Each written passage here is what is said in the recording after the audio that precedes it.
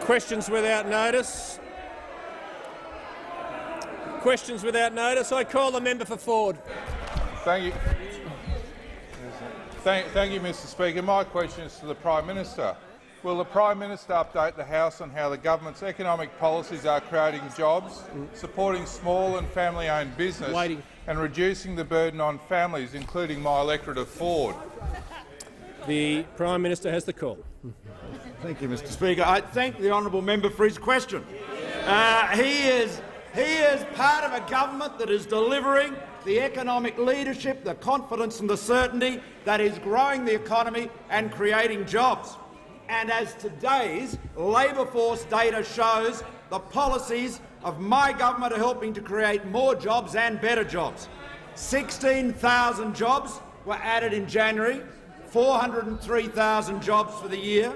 Unemployment remains relatively low, but not low enough, at 5.5%, and we've now delivered 16 consecutive months of jobs growth, the longest uninterrupted run of jobs growth in our history.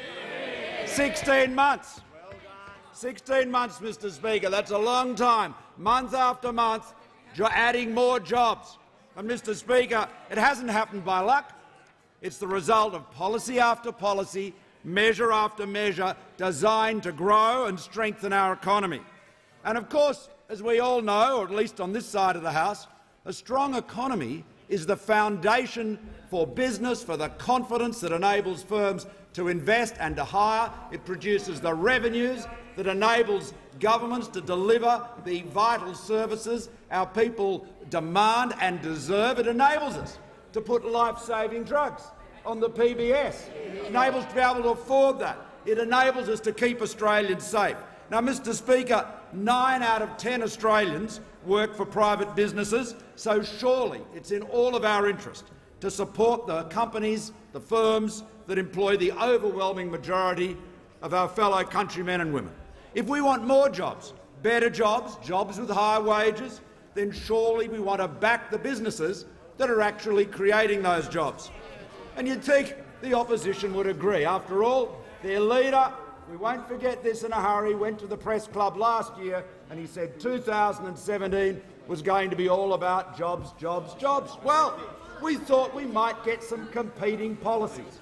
We thought he might come up and say, here we are on the opposition benches, we've got some better ideas to create jobs. He didn't even argue for one. He doesn't have one policy, one idea that would create one job or create $1 of investment. All he wants to do is raise tax on family-owned businesses, on individuals, push up power prices higher with uncosted, unplanned renewable energy policies. He has no plan for growth. He has no plan for jobs. He has no plan for investment. And the man that said last year should be a year for jobs, jobs, jobs, well, there were plenty of jobs, but they were delivered by the policies and the government he opposes. The has concluded. The Leader of the Opposition has the call. My question is to the Prime Minister. Doesn't the Prime Minister's announcement just before question time about the arrangements for who will be acting Prime Minister confirm that the Deputy Prime Minister cannot do his job, or are we simply meant to believe it's all a big coincidence? Members on my right, the Prime Minister has the call. Well, thank you, Mr Speaker. The Deputy Prime Minister is on leave next week, as I've said. The member for Bonner. Member for Bonner has the call. Thank you, Mr Speaker. My question is to the Treasurer. Will the Treasurer update the House on the latest job figures released by the Australian Bureau of Statistics today? How is the Coalition's economic plan helping to drive more and better paid jobs for Australians, including in my electorate of Bonner? The Treasurer has the call. Thank you, Mr Speaker, and I thank the member for Bonner for his question, because he is proud to be part of a government that has now, with today's January figures, overseen the longest run in consecutive jobs growth in recorded Australian economic history, some 40 years, Mr Speaker. Now, that is 492,000 jobs created in those 16 consecutive months of jobs growth. It's part of the 971,500 jobs that have been created from the day this government got elected back in 2013. Over 403,000 jobs were created in the last 12 months. Again, over 1,100 jobs created every single day on average, and the member for Bonner will be particularly interested to know that 118,000 of those jobs were in Queensland, which had the highest rate of through-the-year growth of 5% growth in jobs, Mr Speaker. 73% of those jobs full-time. Female labour force participation. The Minister for Women, I know, will be thrilled to know as an economic minister as well, at record highs. But there's more to do, Mr Speaker. We know there's more to do, and we know that by lowering taxes, we enable businesses to grow, to create more jobs and pay their workers more, because we know if they've got to pay the government more, they can't pay their workers more, Mr Speaker. Now, Labor used to believe this. It was Julia Gillard who said, I reminded the House yesterday, that if you cut company taxes, it would increase wages. Labor continues to stand in the way of Australian workers and a pay rise, Mr Speaker, by opposing our tax policies. We know who we are when it comes to economic policy, Mr Speaker. We know what we're about. We're sticking to our plan because we know it is creating the jobs and growth we promised Australians at the last election when they gave an endorsement for our national economic plan. But Labor, Mr Speaker, they have lost their way.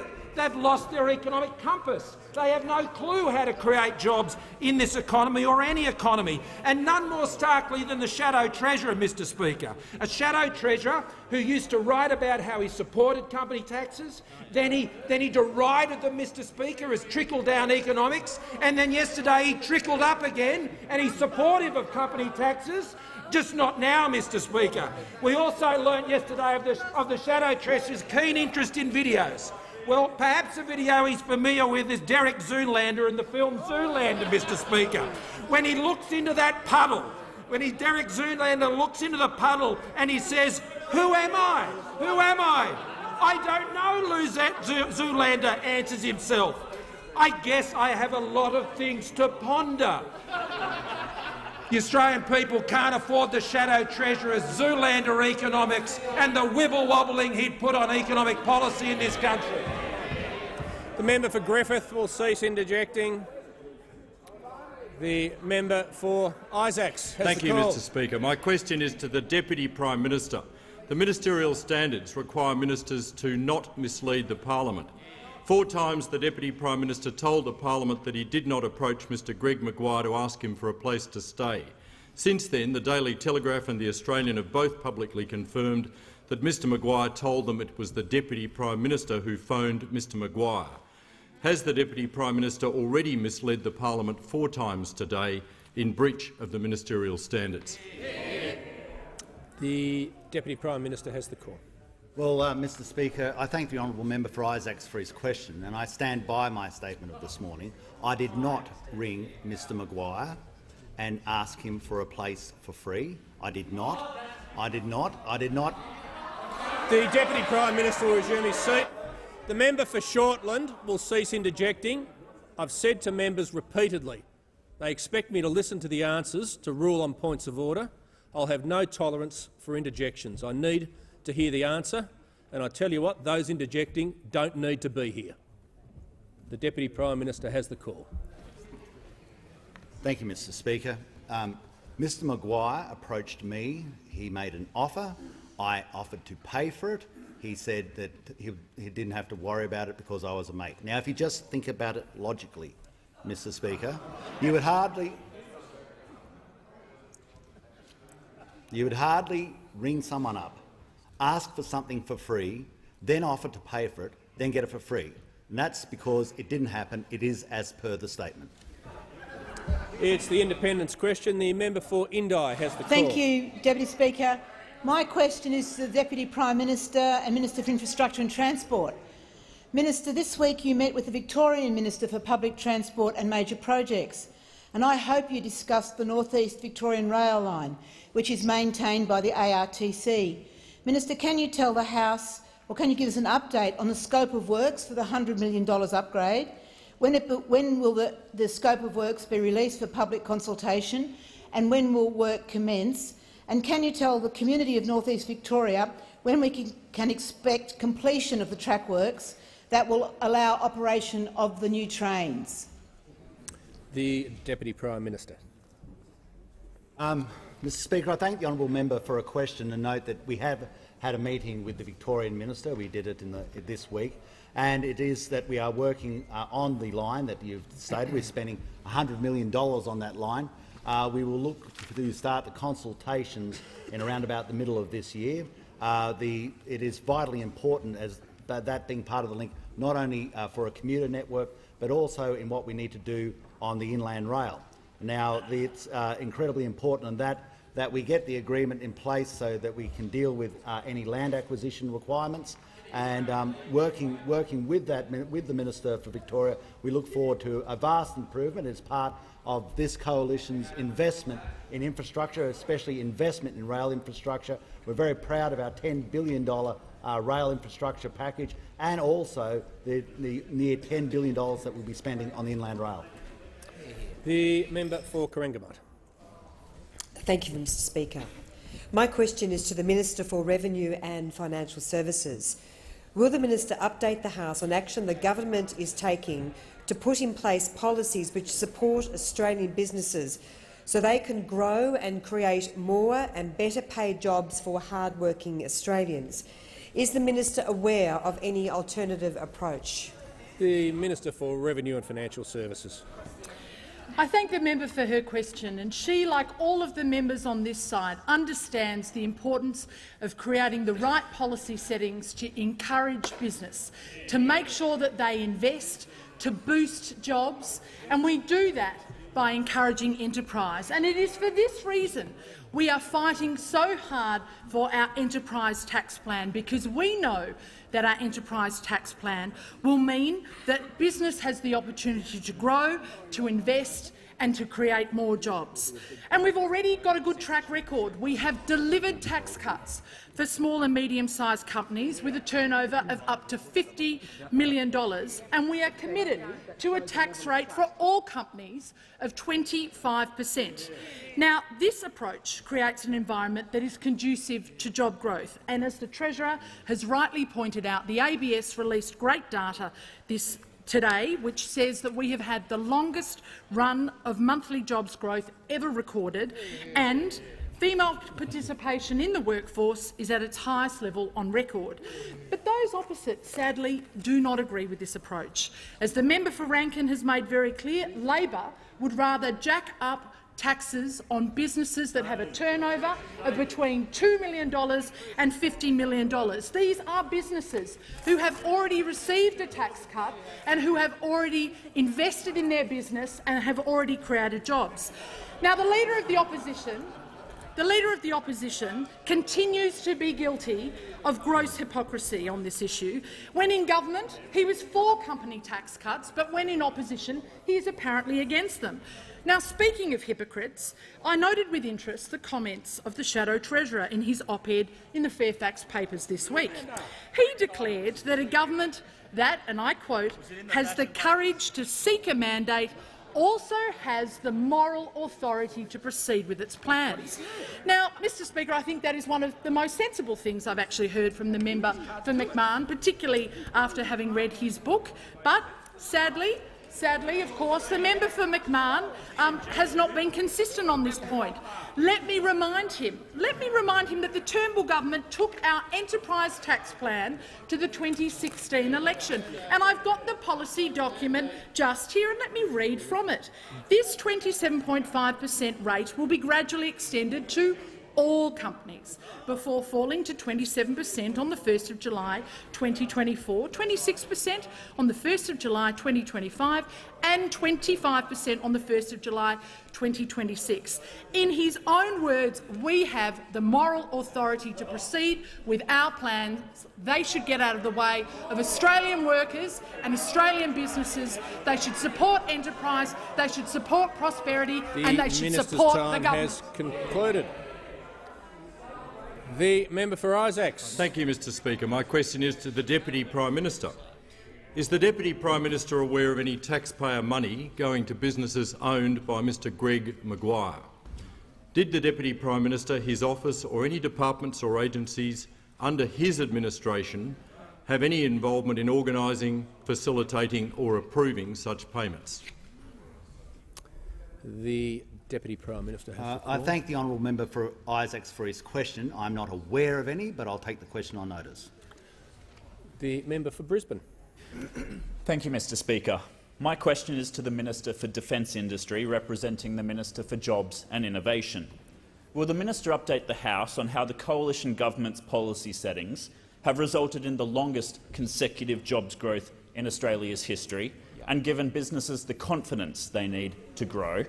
How does this compare to alternative approaches? It's a bit different. The Minister for Defence Industry, representing the Minister for Innovation. Thank you, Mr Speaker, and I thank the member for Brisbane for his question. Today is a really significant day in the economy of Australia because today the labour force statistics indicate that we've had 16 consecutive months of growth in net terms in jobs in Australia, ever since those statistics have been kept. It is a real red-letter day for the economy, and they are the issues that the Australian public are interested in. The first responsibility of any government is to take care of the economy, and the member for Brisbane must be particularly pleased because Queensland has accounted for a quarter of the jobs in the last 12 months in the 403,000 new jobs that have been created. Really important for the Queensland economy. So once again, Mr Speaker, the statistics are proving that the Abbott-Turnbull government's policies over the last 4 years are having exactly the impact that we wanted to drive in Australia. More jobs, more investment, more growth in the economy, records being broken like today's, records like last year's with 403,000 new jobs, the highest number in history. The levers of policy that we've been pulling on this side of the House are having exactly the impact that you would expect in a coalition government. We are the true inheritors of the Howard Costello legacy in this country of good economic management. There was a time for Wakefield and Barker when the Labor Party wanted to have economic credibility during the Hawke-Keating period, when they wanted to put behind them the hideousness of the Whitlam era. Well, they've certainly turned their back on that, Mr Speaker. They've taken a sharp left turn, and there's absolutely no doubt in the minds of the public in Australia that if they want a political party, a coalition like the Liberal and National Party to look after the economy, the only way of doing so is to vote for the Liberal and National Party at elections. And defence industry is doing its part, Mr Speaker.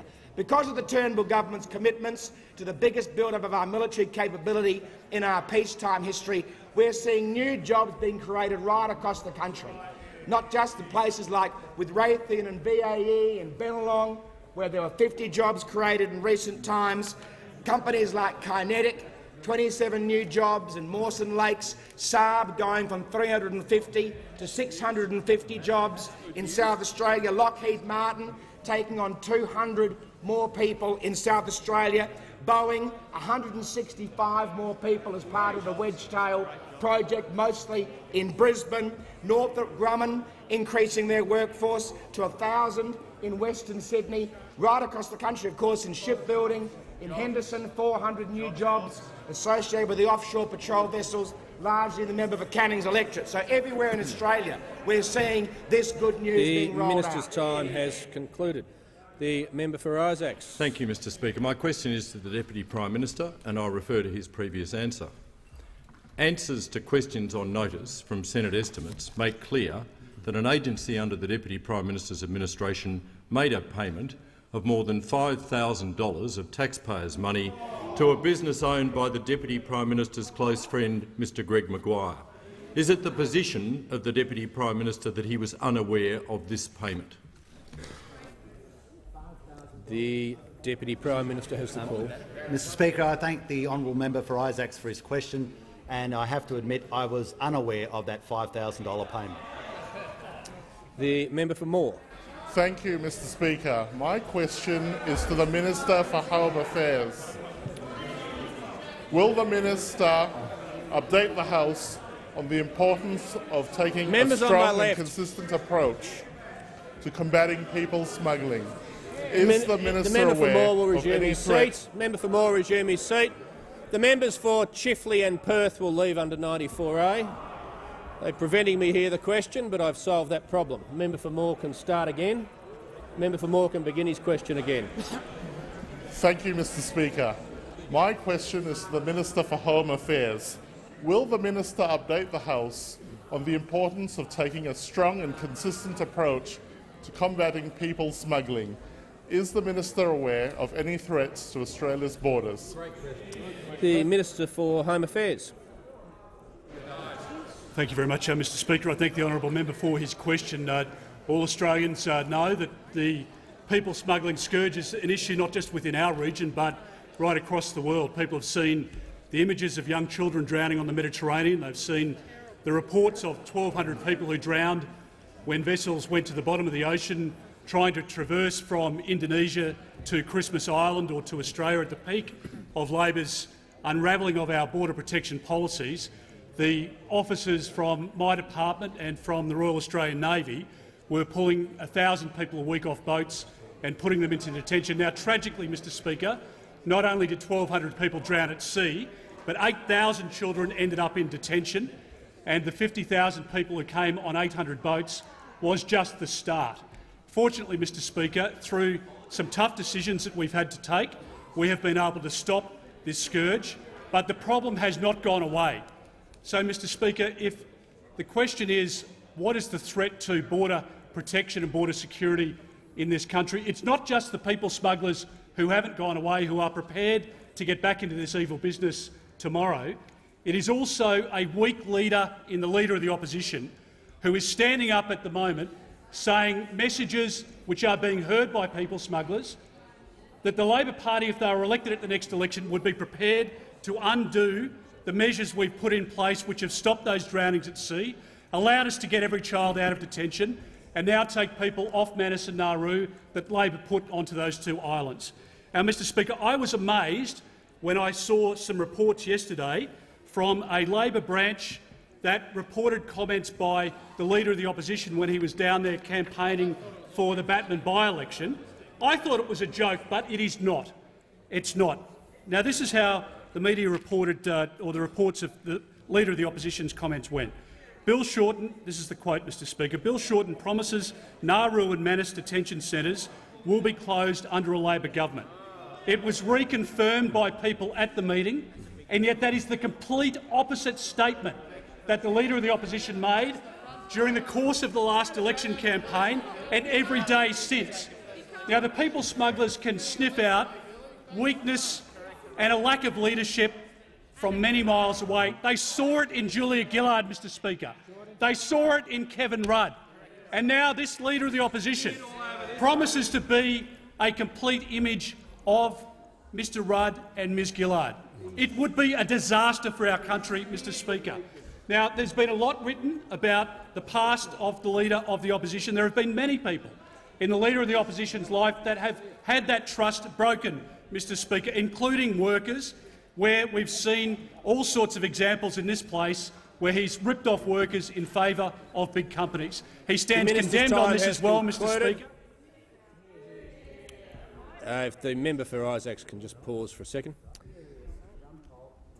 The Leader of the House is not assisting.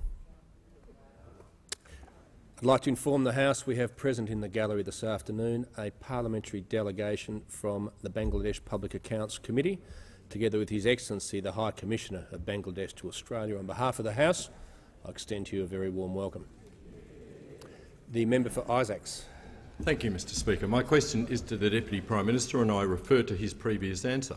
How can the Deputy Prime Minister claim he was unaware of the payment of more than $5,000 of taxpayers' money to a business owned by Mr Greg McVeigh when the payment was made for an event at the Quality Hotel Powerhouse in Armidale and the Deputy Prime Minister personally attended in front of more than 80 witnesses?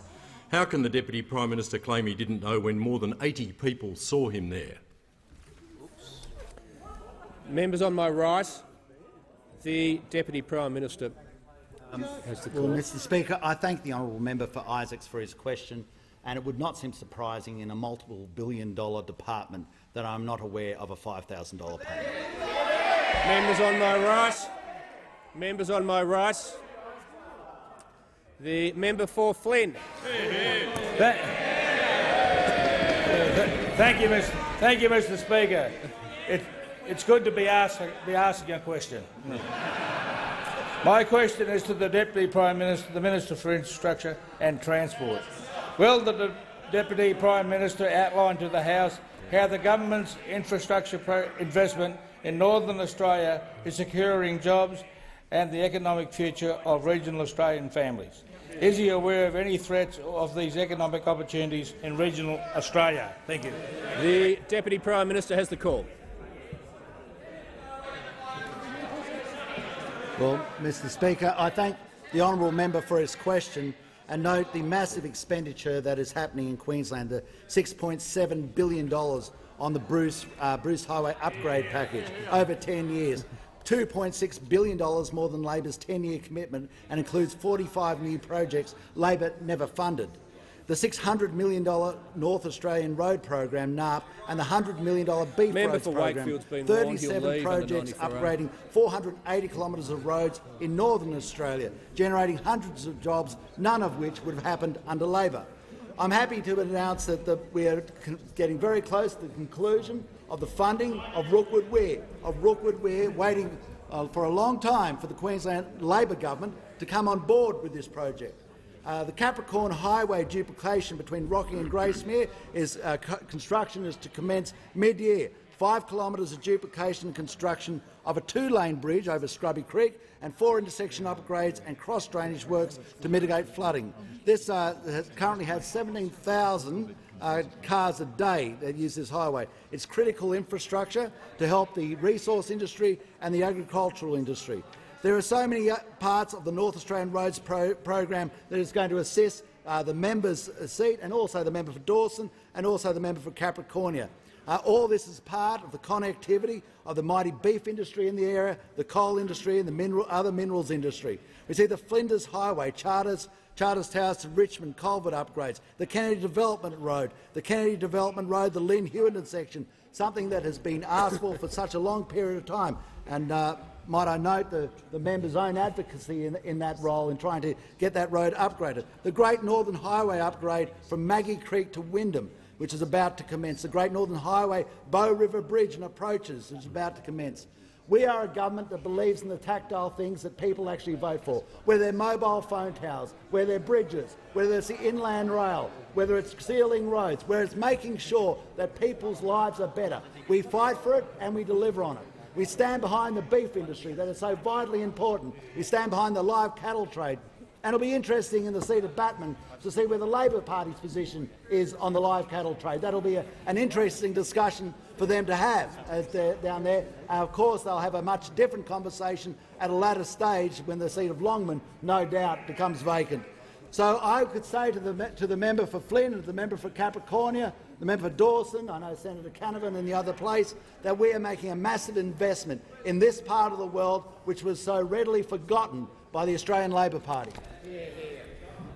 The member for Isaacs. Thank you, Mr Speaker. My question is to the Deputy Prime Minister, and I refer to his previous answers. Would the Deputy Prime Minister advise the House whether he or his office played any role in selecting his close friend's business to receive more than $5,000 in taxpayers' money? Or is the House meant to believe that it was just an extraordinary coincidence that an agency under his administration chose a venue owned by his close friend out of all the venues in Armidale? The Deputy Prime Minister has the call. Look, I thank Mr Speaker. I thank the honourable member for Isaacs for his question. I know he's making much of this. We've said we'd take it on notice because I was unaware, and we can get back to it. The member for Page. Thank you, Mr Speaker. My question is to the Minister for Regional Development, Territories and Local Government. Will the minister outline to the House how the coalition government's regional jobs and investment package for the north coast of New South Wales is unlocking job opportunities for hard-working Australians in my electorate of Page, and how does this compare with alternative approaches? The member for Regional Development has the call. Very good, Minister. Thank you, Mr Speaker, and I thank the member for his question. And I acknowledge his tireless efforts and relentless advocacy for the communities in the electorate of Page. The families and businesses of the Northern Rivers are lucky to have such a hard-working local member delivering for them. The Coalition Government's North Coast Regional Jobs and Investment Package is a major shot in the arm for his local economy. The government will invest $25 million in 23 job-creating projects across the north coast of New South Wales. All up, more than 500 new direct jobs will be generated through the construction phase, and, Mr Speaker, a further 500 ongoing jobs will be available to locals as a result of this coalition government investment. Now, this includes $6.5 million for the Northern Rivers Rail Trail to boost new and revived tourism opportunities following the then-state Labor government's decision to shut down the Casino to Murwillumbah rail service back in 2004, despite very widespread community opposition at the time. But the Coalition's policies are delivering real results for regional Australia, as this investment exemplifies, with more than 100,000 jobs created in regional areas just in the last year. Now, this is part of 16 months of continuous jobs growth across Australia, Mr Speaker, the longest unbroken run since 1978. 42,000 of those jobs created in regional New South Wales. That's the equivalent of the entire populations of Lismore, Grafton and Kyogle, all major centres in the Page electorate, getting a job in the last 12 months. The record of those opposite, Mr Speaker, couldn't be more different. Labor is a party of job snobs. If you work in the mines or the energy-intensive manufacturing sector or in the livestock industries, you are looked down upon by the modern Labor Party. Your jobs mean nothing to them.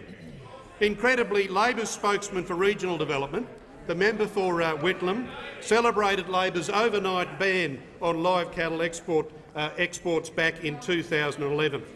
Now, he was popping the champagne cork, Mr Speaker, celebrating with inner-city activists while regional jobs and communities were destroyed. I welcome the decision by the minister to suspend live exports, he said to the Southern Highlands News in June 2011. The Labor Party has a complete disregard for the livestock industries, the coal industry and the thousands of jobs it creates in my home state of Queensland. It's a lot of regional jobs that's seriously at risk if Labor and the Greens are ever re-elected. The minister's time has concluded. The member for Isaac. Thank you, Mr Speaker. My question is to the Deputy Prime Minister, and I refer to his previous answers. In addition to the over $5,000 of taxpayers' money, did Mr Maguire's business receive any more taxpayers' money because any of the more than 80 attendees were booked to stay at the hotel which was selected by the government to host the event? The Leader of the House on a point of order. Mr Speaker, for the Deputy Prime Minister to be able to be questioned about this particular matter, it needs to have been in his portfolio at the time he was a minister. And the member for Isaacs has not clarified whether he's talking about a grant under the Department of Agriculture or the Department of Transport and Infrastructure. The Manager of Opposition Business can address the point of order. Thanks, Mr Speaker. The question refers specifically to the previous answers of the Deputy Prime Minister. No, the Leader of the House will be quiet. I'm going to hear the Manager of Opposition Business. Is referring specifically to that. It's referring also to the document of a question on notice from the Senate. None of that has been disputed, but the relevance of it to the standing orders is quite specifically the following on from an earlier answer, where the Deputy said he had no idea this payment had been made, and given that he was present at the event, it's a legitimate line of inquiry. The Leader of the House. Mr Speaker, the answer that the Deputy Prime Minister gave was that he would take it on notice. In other words, he's prepared to go away and find out what the grant is about Yet the member for Isaacs is pursuing a line of questioning after it's been clearly made that he'd take up on notice, which might not even be in the Deputy Prime Minister's portfolio. Okay, the Leader of the House. And under the standing orders would therefore be out of order. I've heard from both the Leader of the House and the Manager of Opposition Business. I'll make 2 points. With respect to the last point the Leader of the House made, whilst he makes that point, there's nothing in the standing orders to prevent repetitive questioning. There's really not, unless it's absolutely identical. And secondly, as we've seen before in this House, once a statement's been made, questions are made on the statement and questions are then made on previous answers, I think that opens the door for the question to be in order. But of course, it's quite within the standing orders as well, as the Deputy Prime Minister's done, to give whatever answer he sees fit or to take the question on notice. That's quite within the standing orders. So the Deputy Prime Minister has the call. Well, Mr Speaker, I thank the honourable member for Isaacs for his question. As I said, I will take the section on notice for which he referred to in the previous answer, and then there again. As to where people stay after a function, honestly, I would have no idea, but so I won't be able to answer that part of the question. The member for Macmillan has the call. Thank you, Speaker. My question is to the Minister for Environment and Energy. Will the Minister update the House on the importance of national energy policy that encourages investment and creates a reliable and affordable system for families and businesses, particularly in my state of Victoria? Is the Minister aware of any other alternative approaches? The Minister for the Environment and Energy. Thank you, Mr Speaker, and I thank the member for Macmillan for his question and know that he is fighting hard to lower the power bills of people across his electorate and fighting hard to ensure the job security of the workers in his electorate, including those who work in the Latrobe Valley supporting the power industry.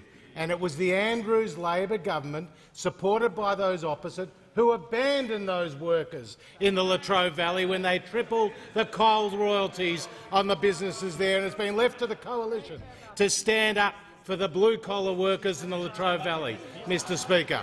Now, today in the parliament we're fortunate to have in the House the Executive Director of the International Energy Agency, Dr Fatty Birol, and you are warmly welcome to the Australian Parliament, Dr Birol. Now, today Dr Birol provided a report to the Turnbull government on the Australian energy market, and we welcome the IEA's support for the government's attempt to change the mandate to the Clean Energy Finance Corporation to allow more investment in carbon capture and storage, which will not only help the environment but create more jobs, Mr Speaker. But unfortunately the Labor Party is standing in our way. I welcome the comments by the head of the International Energy Agency that the states should lift their mindless bans and moratoriums on gas development in their states, including in Victoria, that are sitting on 40 years worth of supply, in the Northern Territory sitting on 200 years worth of supply, Mr Speaker. And I welcome the support from the head of the International Energy Agency, an authoritative voice on international energy matters, who said that our national energy guarantee is a promising opportunity, is a golden opportunity, and is an opportunity not to be missed, Mr Speaker. Now, I'm asked, are there any alternative approaches? Well, we know when the Labor Party were last in government, power prices doubled, Mr Speaker. And we know that we haven't heard an energy question from them in 118 days, Mr Speaker. 118 days. And you know why? Because they don't stand for anything. Because when they were in government, they were talking up CCCS, Mr Speaker. The member for Corio said it was critically important. The member for McMahon said we need to make it work. When it comes to gas development, they said they support the Finkel recommendation to lift the bans, but have they picked up the phone to Daniel Andrews to ask him to lift their bans? And when it comes to the National Energy Guarantee, the Leader of the Opposition said we need a national solution, a bipartisan approach. And when we have the report from the experts, because it's not his idea, he refuses to get behind it, Mr Speaker. When it comes to the Labor Party on energy policy, don't look at what they do, don't look at what they say, look at what they do. Only the coalition will deliver more affordable, Minister's time power. has concluded. I'd like to inform the House that we also have joining us in the gallery this afternoon His Excellency Orhan Tavli, Governor of Kanakkale, and Ismail Kashdemir, President of the Gallipoli Historical Park Directorate in Turkey. On behalf of the House, I extend a very warm welcome to you and to your colleagues who are here with you. The member for Isaacs. Thank you, Mr Speaker. My question is to the Deputy Prime Minister, and I refer to his previous answers. Isn't it the case that because of the decisions of the Deputy Prime Minister, Mr McVeigh had at least $5,000 of taxpayers' money in his pocket when he gave the Deputy Prime Minister free accommodation?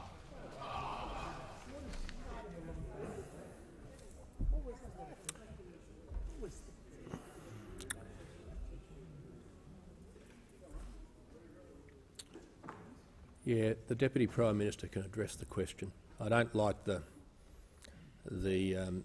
description that's in there because it implies that you know, the recipient received money not in a business way, and we've dealt with that before in other contexts. I really don't like that. And no, in fact, that's right. I think it should be rephrased, given that, or I can rule it out of order if we.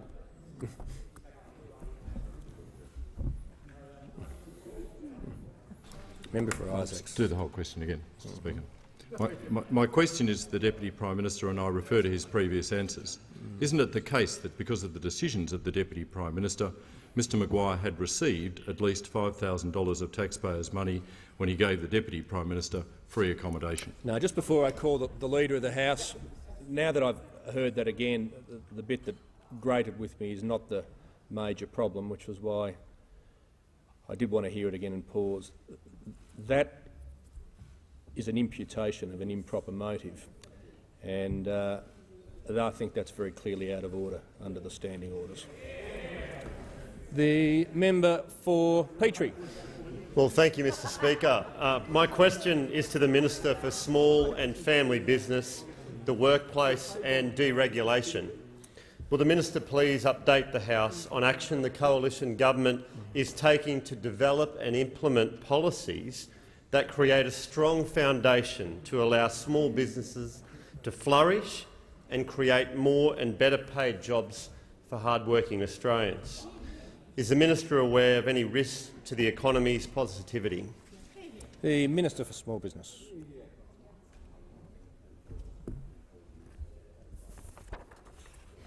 Thank you, Mr Speaker, and I thank the member for Petrie for his question, and I acknowledge that he is yet another on this side of the chamber that, in coming to serve, has turned his back on his own small business.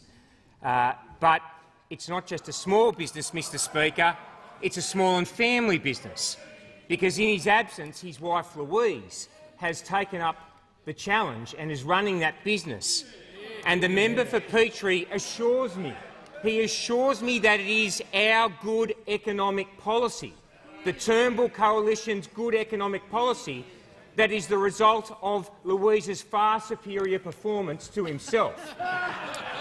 And the outcomes of those policies, Mr Speaker, are clear to see. Jobs figures today. First time ever in our history, 16 consecutive months of growth in jobs. 15 of those 16 months there's been growth in full-time jobs. That's because we have a plan, and we're implementing our plan. And I'm asked, are there any risks to that plan? The risk is clear. It's the election of a Labor government. The risk is Sally McManus, because she is writing Labor Party policy. In McManustan, that ulterior universe, ulterior, sorry, wrong word, that alternate universe, where the superior leader, Sally McManus, that puppet master and her two favourite marionettes, the member for Gorton and the Leader of the Opposition, where she's pulling the strings hard every day, where policy positions that she's taking become formal policy positions of the opposition. And what are the things that they are espousing? They're espousing untruths. Their whole policy platform based on untruths. Casualisation. The casual workforce. It's rising. No, it's not. It's been at 25% for over 2 decades. The Fair Work Commission last year, and I quote, "The level of casual employment has not significantly changed since the enactment of the Fair Work Act." Labor wants you to believe that we have a problem with labour hire and independent contracting. Both have been steady for the last decade. Labor wants you to believe that we have a problem with enterprise bargaining. Last year, EBAs terminated in this country, of those 3% were contested, 97% not contested. Labor want to tell the Australian public they can solve minimum wage growth stagnation with a 28% increase. That will decimate the economy, send small and family business out of work and leave thousands, hundreds of thousands of Australians unemployed. There is a clear and distinct choice: the plan that we are delivering upon, or the plan of the trade unions on the other side, Mr. Speaker. Concluded. The member for Isaacs. Thank you, Mr. Speaker. My question is to the Deputy Prime Minister, and I refer to his previous answers. Clause 3.2 of the Ministerial Standards states, and I quote, "Ministers are required to ensure that official decisions made by them as ministers are unaffected by bias or irrelevant consideration, such as considerations of private advantage." How can the Deputy Prime Minister be satisfied that he has complied with this ministerial standard? The Leader of the House will cease interjecting. The Deputy Prime Minister has the floor. Well, Mr. Speaker, I thank the honourable member for Isaacs, and I've been advised just then that it was for a function in Armidale. Obviously, decisions in the vicinity of $5,000 don't generally go across the minister's table. I'm unaware of any decision that I would have ever made to be part of that decision, and anything beyond that, I'll take it on notice. The member for Barker. Thank you, Mr. Speaker.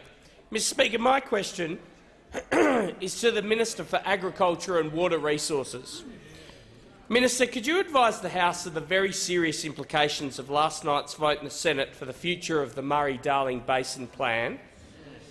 And, Minister, are you aware of any risks to the delivery of the Basin Plan? The Minister for Agriculture. Thank you, Mr. Speaker, and can I thank the honourable member for his question, because he knows very well that last night the Australian Labor Party betrayed the 2 million Australians that live in the Murray-Darling Basin. He knows so well that last night the Australian Labor Party tried to sell out those livelihoods of those people in the Murray-Darling Basin Plan for the careers of Jed Carney and Jay Weatherall. This is nothing more than a cheap political stunt, but don't take my word for it. Take the word of Fiona Simpson, the National Farmers Federation president. In her media release last night, Labor's actions were at best short-sighted, reckless and politically motivated, and at worst a sign of contempt for regional Australia and potentially negatively transformative of our nation. No wonder people despair of politics and politicians. Never has there been an issue more deserving of political bipartisanship as the MDBA plan, which encompasses the health of our regional communities, our ag sector and our environment. But then there's more from Steve Wan, the National Irrigators Council, former New South Wales ALP Ag Minister.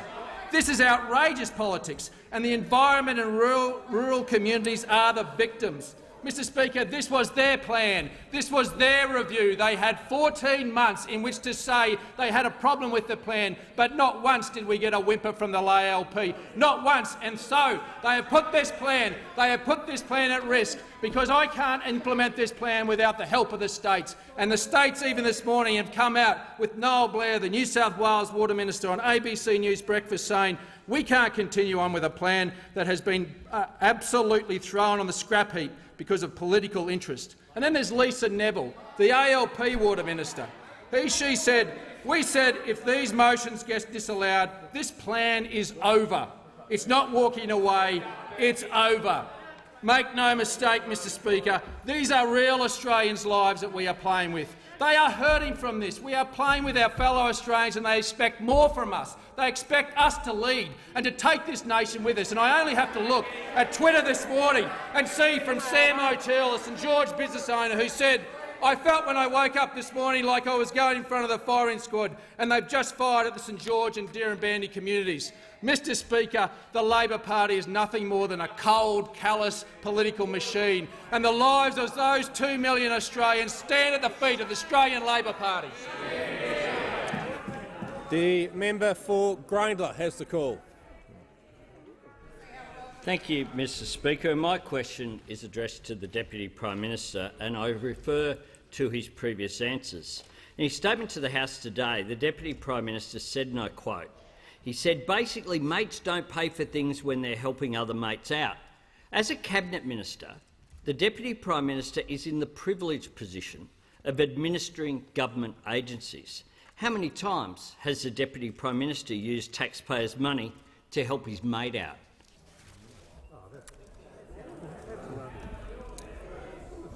No, that question's in order. Yeah, no, the Deputy Prime Minister can. And the member for Gellibrand can leave under 94A. Mr Speaker, I thank the honourable member for Grayndler for his question, and obviously the idea that at this point in time I could determine A, who my mates are, B, what payments have been made, and C, be able to deliver it now is absolutely and patently absurd. The member for Boothby. Thank you, Mr Speaker. My question is to the Minister for Health. Will the minister update the House on the Turnbull government's record investment in South Australia's hospitals? Is the minister aware of any alternative approaches that will weaken the South Australian healthcare system? The minister has the call. Thank you very much, Mr Speaker, and I want to thank the member for Boothby, who's been a great champion not only for South Australia's hospitals but also for women's health in South Australia and around the country, leading the push for a national plan, the first national plan on endometriosis, along with the member for Forrest, and to give credit to the member for Canberra on the other side, but also arguing for stronger Commonwealth funding compared with what has occurred with the state funding in South Australia for their hospitals. And as a consequence, we have out-increased South Australia by 4 to 1, 4 to 1 in terms of our time in government compared with what they've spent. We have increased Commonwealth funding to South Australia by 26%, as opposed to South Australia's funding under SA Labor to South Australia's own hospitals of a 6% increase. That is the sign of a government which is a hospital fraud and a medi-fraud.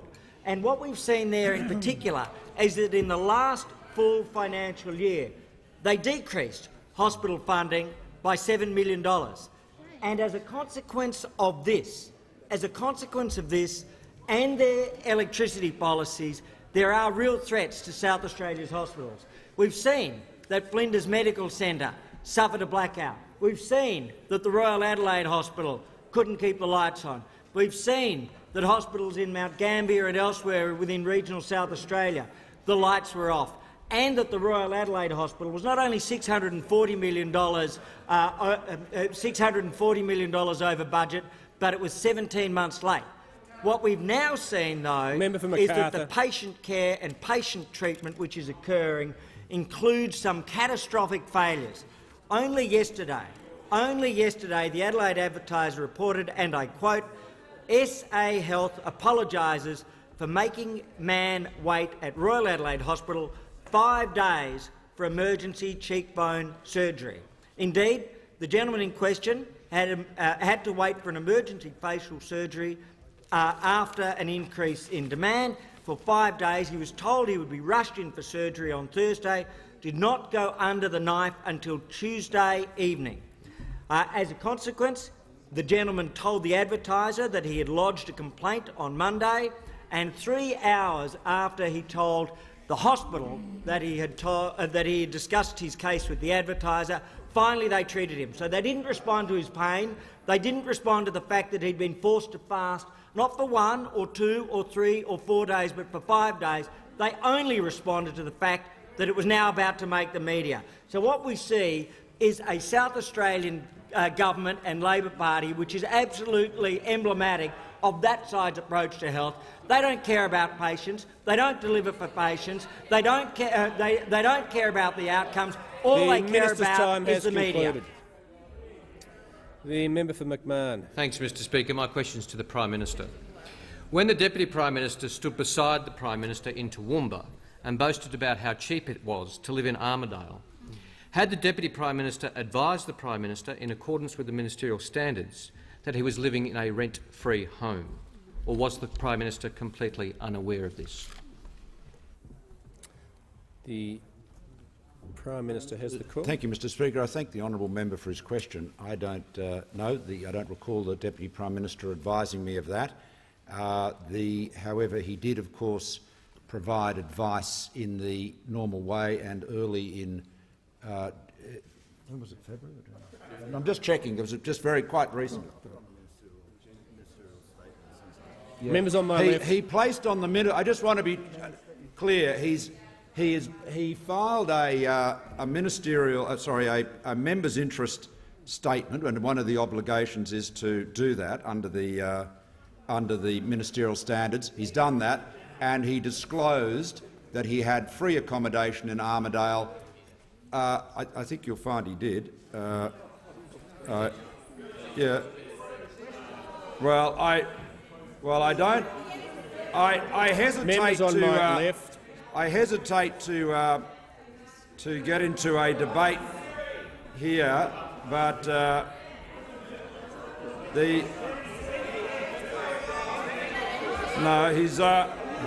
he has. Members on my left, the member for Greenway. Look, in clause 11 of his statement, he states post 12th February, is it? Right. Post-election residual of 6-month tenancy of Armidale premises. Prior to that, I was not aware that he had rent-free accommodation in Armidale. The member for Gilmore. Thank you, Mr. Speaker. My question is to the Minister for Law Enforcement and Cybersecurity. Will the Minister update the House on the progress the Coalition Government has made in strengthening our nation's cybersecurity? How does this compare to other approaches that could be in our government at a different time? The Minister for Law Enforcement and Cybersecurity.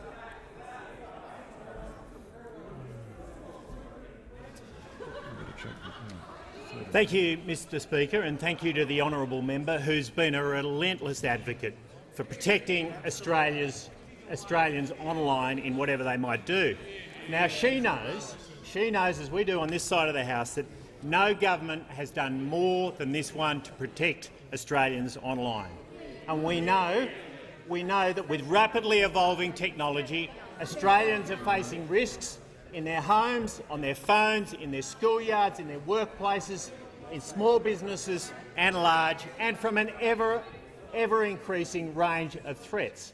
Threats from governments, threats from criminal networks, threats from activists and threats from cyberbullies.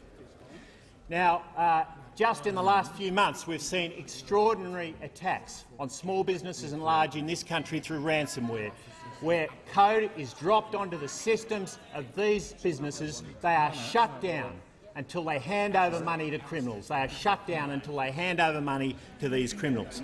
So that's why, in anticipation of this, and in response to it, in April 2016, the Prime Minister and the Minister for Social Services announced the government's cybersecurity strategy. And never has there been such a coordinated, coherent response to this issue. It included $36 million to our law enforcement and criminal intelligence agencies to attack cybercrime, to make sure cyber criminals are held to account, that they can't live in a fog of excuses. It made sure that we're forming global networks to solve those global problems with global solutions against local attacks. And of course, it had a strong focus on forming partnerships across private and public sector to ensure we can detect, deter and respond to these attacks. Now, there are risks. There are risks to this strategy. And the biggest risk is a government, as in so many other areas, the biggest risk is a government that can't make ends meet. And if we want evidence of this, and we need look back no further than May 2012, on that fateful night when the member for Lilly announced the 4 surpluses that were never to be delivered, because hidden in that budget was a cut of $1.2 billion to critical IT projects, including projects that were protecting Australians against cyber threats. As a government that makes ends meet, the coalition can be trusted to deliver a strong and coordinated cybersecurity strategy for this nation. Mr. Speaker. The Prime Minister. Mr. Speaker, I'll just add to that answer about the Deputy Prime Minister's statement. It appears from the members on my left. It appears from the Register of Members' Interests that his disclosure, which included the reference to the premises in Armidale, was received on the 15th of January 2018. It appears to have been signed by the Deputy Prime Minister on the 3rd of January, but for reasons perhaps which the clerk could advise, it wasn't posted on the website until the 12th of February. So that's dealt with that comprehensively, I hope. The Leader of the Opposition has the call. And my question is to the Prime Minister. All this week the Prime Minister has expressed confidence in the Deputy Prime Minister. Given it's been confirmed this week that the Deputy Prime Minister personally oversaw the reallocation of staff where he had a conflict of interest, breached the ministerial standards by asking for rent-free accommodation, repeatedly misled the House and allowed agencies to use taxpayers' money to pay his close business mate, when will the Prime Minister do as is required under his own ministerial standards and sack the Deputy Prime Minister? The Leader of the House has the call. Leader of the House on indulgence. Mr. Speaker, there are 2 assertions made in that answer which are clearly factually untrue, and they should not be allowed to stand as a question.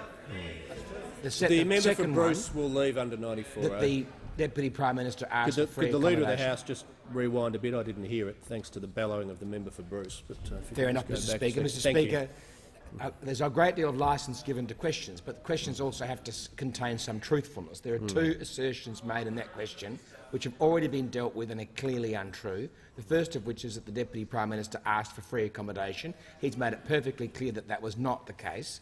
So I would invite the Leader of the Opposition, and the second one being that he intervened to provide funds for a business person for a grant which he would never have been asked to make as a decision-maker. So I don't believe that question should be allowed to stand, and that the Leader of the Opposition should be allowed to rephrase it if necessary. But as a question, it breaches Section 100 of the Standing Orders.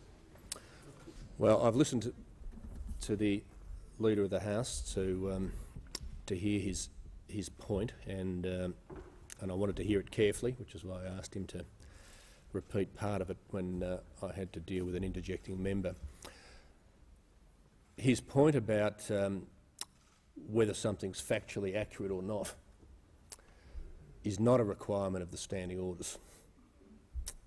You may well argue it's something to be considered, but it'd be something impossible to judge in question time. And my approach on that is allowing the capacity for an answer means that if a question does have factual inaccuracies in it, the answer can deal with and expose them for the House to consider.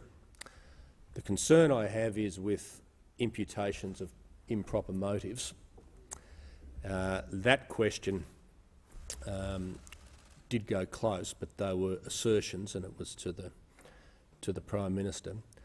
The previous question from the member for Grayndler, I almost ruled out of order, and actually on reflection the last part probably should have, for the same reason that I did with the member for Isaacs, which was it is highly disorderly to impute an improper motive of the reason for why a minister might be acting in the way they have, or their departments acted in the way they have. So I've listened very carefully to that. I sympathise with the position of the Leader of the House, but I am going to allow the question because I'm just not in a position to judge factual accuracies. In question time, assertions can be made. As far as the Leader of the House is concerned, they might be ridiculous assertions, they might be factually incorrect assertions, but for me to just rule it out actually prevents those being answered. So I'm going to call the Prime Minister. Well, thank you, Mr. Speaker. Honourable members have heard the comments of the Leader of the House. Just in terms of the ministerial standards, I have received absolutely unequivocal assurances from the Deputy Prime Minister that he has fully complied with all parliamentary disclosure requirements and with a statement of ministerial standards. He has given me unequivocal assurances that he has been scrupulous in ensuring the legitimacy and accuracy of any claim for entitlement to ministerial, parliamentary or travel allowance. Now, if the honourable members opposite wish to assert that he has breached a clause in the ministerial standards, then they should say so and identify the clause. Well, they have. On my left. I want to deal with the. Well, we'll deal with the matter relating to Mr. Maguire. The ministerial standard says at 2.21, ministers in their official capacity may accept customary official gifts, hospitality, tokens of appreciation, similar formal gestures in accordance with relevant guidelines, but must not seek or encourage any form of gift in their personal capacity. Now, the Deputy Prime Minister has given his response to that. He has given a response to that. He has made it clear. His account is that he did not encourage or solicit the gift, and unless honourable members opposite are able to present a case that his statements are false, then he has not breached that particular ministerial standard which I just quoted from. The member for Latrobe. Thank you, Mr. Speaker. My question is to the Minister for Citizenship and Multicultural Affairs. Will the minister update the House on action the coalition government is taking to ensure that Australians have the best opportunity of getting a job and maintaining it? Is the minister aware of any alternatives that fail to support this approach? The Minister for Citizenship.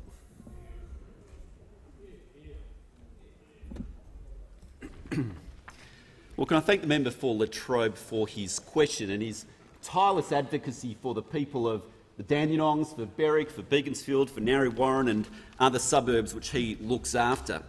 The key priority of the Turnbull government, Mr. Speaker, is to ensure that all Australians have the best opportunity of getting a job. And the first step towards that is to grow the economy so that there are as many jobs possible for Australians to acquire. And of course, we've got a great track record on that front, as we've heard just today.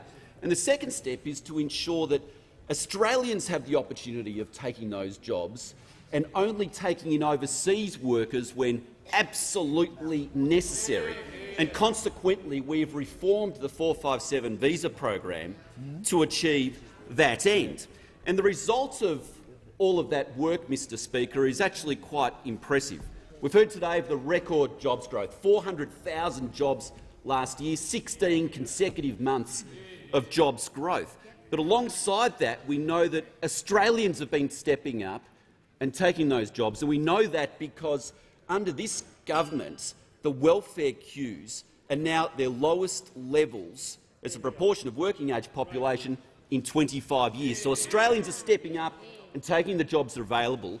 And the third part of that is we've had fewer people from overseas needing to come into the country on 457s to fill those job shortages.